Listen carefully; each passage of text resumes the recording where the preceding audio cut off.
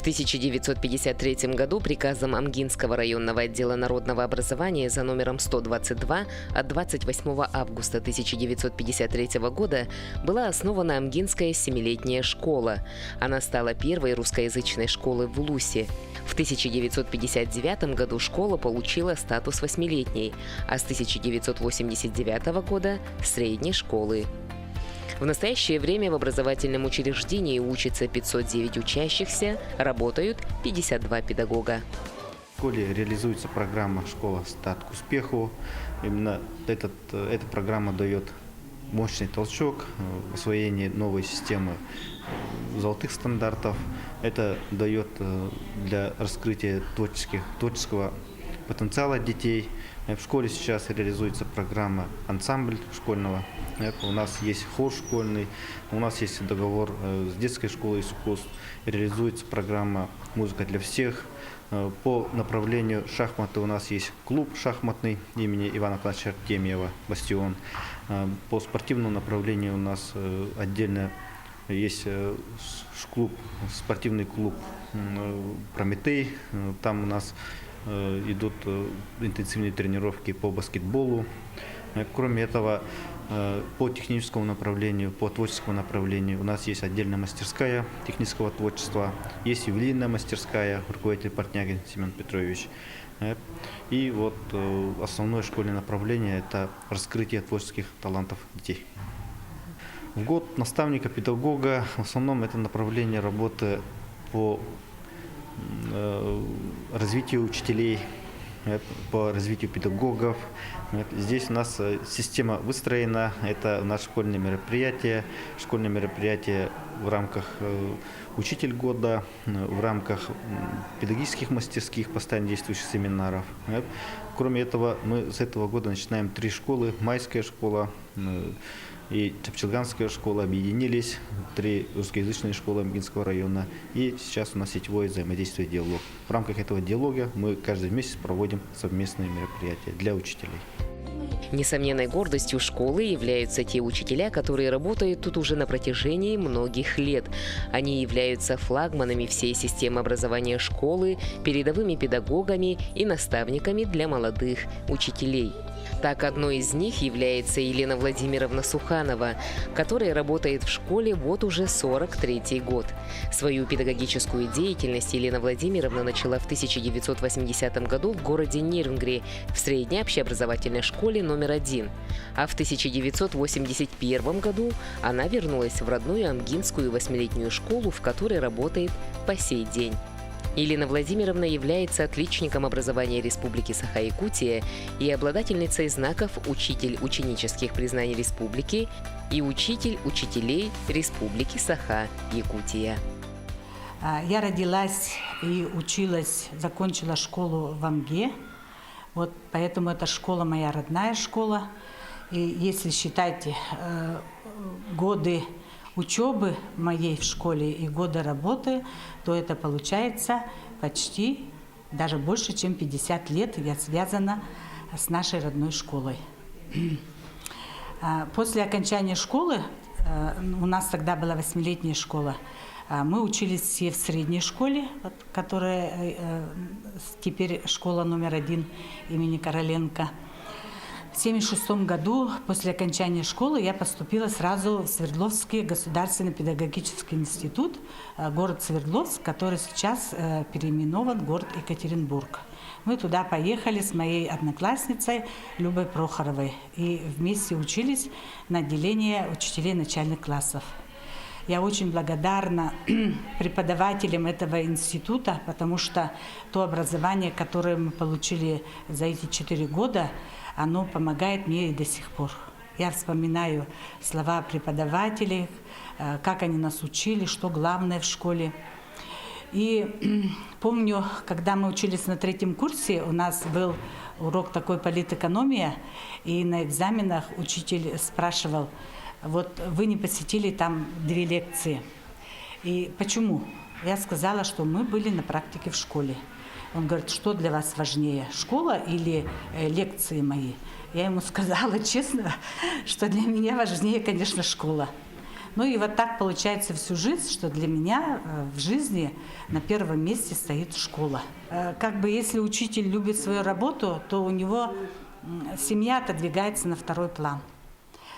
Ну, я умудрилась как-то за это время воспитать 8 детей. У меня 8 детей. Вот. И даже когда я была в декретном отпуске, я все равно была мыслями в школе. Читала журналы, газеты, ходила в школу на уроки к своим учителям родным. Вот. И получается, что как бы вот этого перерыва от школы у меня все равно не было. И когда в 96-м году я родила дочку последнюю, 8-ю, и пришла работать в школу уже в 97-м году, с 97-го года я ни разу не была на больничном. Получается, я не отдыхала от школы ни одного дня, только во время отпуска. Школа, конечно, то, что дети маленькие, и каждый раз мы берем 1 класс, дети новые приходят, маленькие, разные, капризные, вредные, послушные. И каждый раз вот получается, что мы начинаем всегда заново. То, что мы знаем, мы как бы от 1 до 4 это все, как бы технологии все меняется, потом приходишь, берешь 1 класс, и опять все начинается заново.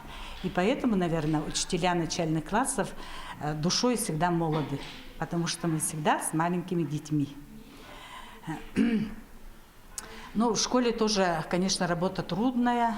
Кроме того, чтобы учить детей, надо же еще и как бы самосовершенствоваться. Мы всегда сами учимся. И в этом помогают коллеги, помогают учителя. Мне хочется вспомнить своих учителей Лидию Семеновну Уваровскую, которая учила меня, когда еще сама училась в школе, и когда пришла работать, она уже стала моей коллегой. Лина Андреевна Чекальдина, которая тоже очень помогла мне, когда я уже работать стала учителем. Антонина Кирилловна помогала. И вообще вот сейчас коллектив, в котором мы работаем, нас 8 учителей начальных классов, половина коллектива – это все те, которые мы работаем вместе уже вот более 20 лет. 2 из них были мы когда-то учениками, а теперь мои коллеги. Поддерживаем друг друга, помогаем друг другу, учим друг друга. Вот. И кроме этого, я еще 25 лет была руководителем МО, поэтому это как бы ответственность была моя большая, которая не давала мне быть спокойной. Всегда я была как бы, всегда несла ответственность не только за себя, за своих учеников, но еще и за учителей нашего МО.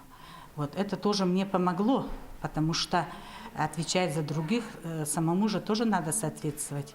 Поэтому мы очень много проводили улусных семинаров для учителей, проводили открытые уроки, писали статьи в республиканский журнал «Народное образование», писали статьи, сейчас очень легко, да, через интернет отправлять статьи в разные, на разные образовательные программы. Вот. И тем самым, когда готовишься, ты тоже сам что-то, растешь. Вот. Это тоже помогает в работе учителя. А когда работаешь, просто вот приходить и давать уроки, как бы становится скучно. Но дети все равно не дают скучать, если честно. Они всегда подкидывают какие-то такие ситуации, какие-то вот вопросы задают, когда учителю все равно нужно что-то искать, учиться, работать над собой. Раиса Васильевна Захарова работает в Амгинской средней школе номер 2 с 1984 года. После окончания Новосибирского педагогического института была направлена в Амгинскую 8-летнюю школу и с тех пор продолжает работу в любимом коллективе. Раиса Васильевна является отличником образования Республики Саха-Якутия, имеет звание «Учитель учителей Республики Саха-Якутия». Я в этой школе работаю, можно сказать, с 1984 года. После окончания Новосибирского пединститута была направлена в Амгинскую 8-летнюю школу. Немножко у меня был перерыв в течение 7 лет, когда я работала в администрации управления образования, а потом я все равно вернулась в родную школу. Школа 8-летняя, я переработала во всех зданиях, которые были у нас. Первый год, когда я приехала, в 1984 году, сразу меня встретил коллектив, очень дружный, дружелюбный, такой, который сплоченный под руководством директора Устинова Самсона Федоровича. И завучем была Наталья Михайловна Егорова, которая дала нам очень много. Именно она, можно сказать, она стала для нас наставником, для молодых учителей. Очень много посещала уроки, всегда анализы делала. И когда она уехала, конечно, нам ее не хватало. Мы работали в старом здании до 1986 года и переехали в 1986 году в двухэтажное здание деревянное, которое осталось нам от школы номер 1. Тогда средняя школа одна была. И директором в 1988 году был назначен Анатолий Петрович Колодезников. И у нас началась новая эра, можно сказать, в нашей жизни. Тогда мы уже начали учиться 5 дней в неделю, вот ввели 5-дневку и 40-минутные уроки. Все это для нас было новое. И когда мы переехали в это здание, впервые я получила себе кабинет изобразительного искусства. И такой узкий, длинный кабинет был. И работали там интересно, работать было очень интересно. Мы сами строили стенки, шкафы, все сами оборудовали. И днем, и ночью до 11 часов я сама мастерила себе стенки раздвижными такими доской, раздвижная доска, и все было как-то, хотели, чтобы по-современному. И помогали нам родители. И когда школа сгорела, конечно, начались наши мытарства, можно сказать, да? Мы переехали там, где сейчас лицей учится. Потом в 1995 году, когда гимназия разделилась от второй школы, наша школа переехала в заброшенное здание, которое вообще аварийное здание. И там 1997 года я работала, после администрации пришла работать. Но мы были очень оптимистичны, мы верили, что у нас все равно будет хорошо. Никогда черной полосы всегда не бывает, бывает и белая полоса. Верили, что мы скоро переедем, у нас будет новая школа, хотя тогда и проект только начали делать. И мы в 2003 году переехали в здание ПМК. Это тоже контора, приспособили, оформили. Школа стала, можно сказать, уже не такой. Когда отделилась от гимназии, там, конечно, были все отличники, остались в гимназии. А у нас дети, конечно, было очень трудно работать с нашими детьми, родителями. Но, несмотря на это, мы когда переехали, у нас совсем другая картина уже была. Все дети были с настроением, все с удовольствием. Уже у нас и качество повысилось, и интерес появился. И у нас появились новые учителя.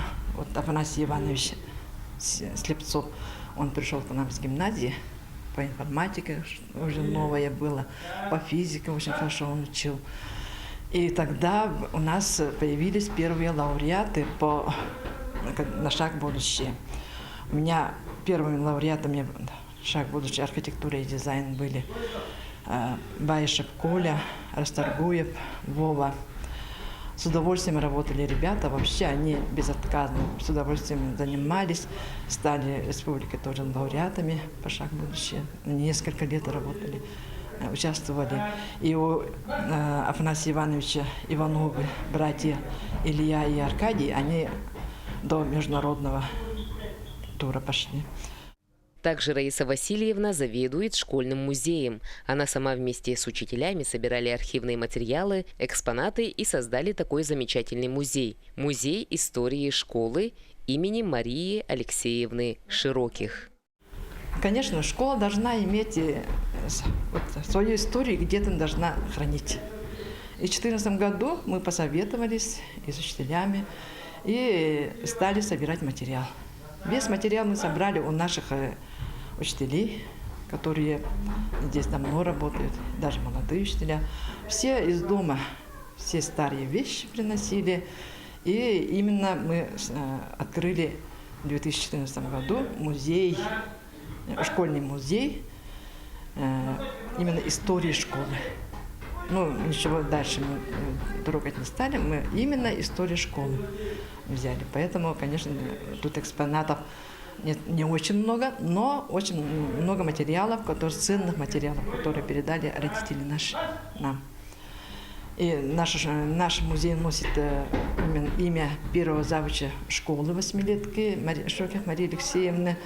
Этим мы очень сильно гордимся. И дети помогают здесь в работе музея. Еще одной учительницей, которая отдала 30 с лишним лет родной школе, это Тимофеева Вероника Васильевна, учитель начальных классов. Вероника Васильевна является отличником образования Республики Саха-Якутия. По ее мнению, нет более нужной и интересной профессии, чем учительская. Когда я приехала работать, я, получается, попала тогда к своим же родным учителям. Тогда мне пришлось работать вместе с моей учительницей в начальной школе, с Линой Андреевной Чекальдиной. Большую помощь мне тогда оказала Алексеева Антонина Кирилловна. Вот с ней рядом я работала, да. Вот. Наставником в то время для меня была педагог, который тоже много лет проработал в нашей школе. Это Плеханова Дарья Гаврилевна. Много лет она работала в нашей школе, много детей воспитала. Вот она была для меня не только моей родной тетей, но и хорошим другом, наставником. За все эти годы, получается, наше здание нашей школы, да, оно находилось в разных зданиях. Начинали с маленького старого здания школы 8-летней, потом учились в двухэтажном здании, когда Амгинская средняя школа получила другое здание в каменном варианте, да, вот тогда туда переехали. Потом, по стечению обстоятельств, после пожара, очень в стесненных условиях учились в старом здании бывшего детского сада. Ну, несмотря на те условия, в которых мы работали, все равно, что-то новое вводили, да, в работу. Работали очень дружно. У нас коллектив, который работает именно в начальной школе, он не меняется уже много лет. И мы всегда рады, когда к нам приходят молодые учителя, и всеми силами, получается, да, помогаем им. Молодым педагогам хотела пожелать, конечно, терпения, да. Вот сейчас у нас и дети идут особенные, они очень много знающие, и обучаться вместе с ними приходится, вместе с детьми. И терпения желаю, и творческих успехов. Учительница начальных классов Григоревская Мария Владимировна работает в школе с 1998 года. Начала свою педагогическую деятельность учителем начальных классов с 1987 года в Тампонском районе село Хандыга в средней общеобразовательной школе номер 2. В 1988 перевелась в Среднеколымскую среднюю общеобразовательную школу, где, отработав 10 лет, вернулась в свою родную школу и по сей день трудится в родных стенах. Мария Владимировна является почетным работником воспитания и просвещения Российской Федерации. Я бы хотела начать вообще, наверное, с этой фотографии, где в 1987 году мы с этим коллективом закончили ИПО-1 и ворвались сеять доброе, вечное, хорошее, да? И поступив, было, направление, распределение, я поступила, это мой первый класс, в Тампонский улус, поселок Хандыга. Нас целых 3 из нашего коллектива в ИПО-1, мы поехали туда трудиться. И этот был большой, и тоже, к моему удивлению или нет, это тоже была школа номер 2. После этого, там, отработав только год, вот это мои среднеколымские. 10 лет я отработала в Среднеколымске. Всего был один выпуск. Почему? Потому что, начиная от зауча, кончая директором начальной школы первой ступени, отработав там 10 лет, я вернулась к себе на родину в 1998 году. И, к счастью, конечно, я поступила, значит, меня приняли на работу в Амгинскую среднюю общеобразовательную школу номер 2, где и по сей день работаю. Весь мой стаж 35, а в этой школе, конечно, 25 лет только я работала. Очень люблю своих ребят, очень люблю своих детей, свою работу. Наша школа отличается тем, что, да, она русскоязычная. У нас именно по-русски обучение происходит.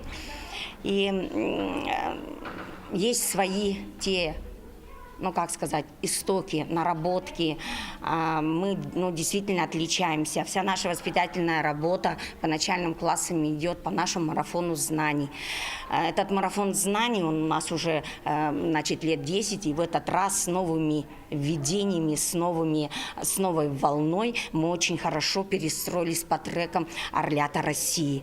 Это новое движение молодежи, да, детского движения. Оно очень хорошо по трекам разработано, где также есть и спортивный, там трек называется, да, спортивный, допустим, про спортсменов мы делаем, ученых, мы про ученых говорим, гуманитарный, всевозможные треки, которые там выполняем, делаем. И мы очень хорошо вписались, поэтому вся воспитательная работа у нас очень хорошо проходит. Следующее, конечно, у нас рядом со мной, что важно по жизни, наверное, мне очень повезло, и почему мне хочется работать, и, наверное, работаю, потому что рядом со мной очень хорошие люди.